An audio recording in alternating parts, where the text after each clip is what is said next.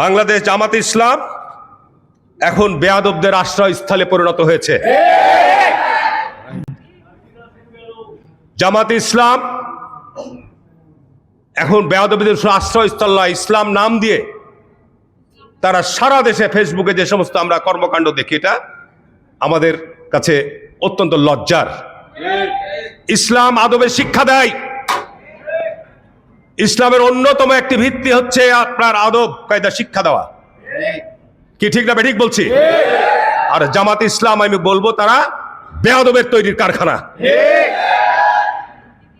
আপনাদের 11 দলীয় জোটের মধ্যে যারা সদস্যরা রয়েছে তারা এই সমস্ত বেয়াদবি কথাবার্তা বলছেন, তাদেরকে আবার বুকে জড়িয়ে ধরে কলাকলি করছেন। কি বুঝাতে চান?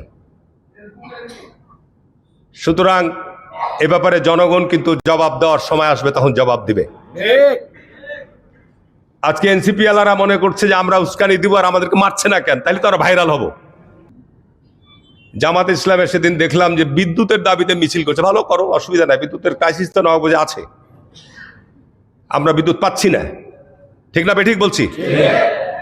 সুতরাং বিদ্যুতের সংকটের জন্য কথা বলবে, বিরোধী দল দাবি জানাবে, এটা যৌক্তিক। কিন্তু আপনি মিছিল করতে করতে গিয়ে বললেন চাপানো যে 2টা জেলা প্রশাসক। জ্ঞানের অভাব, শিক্ষার অভাব।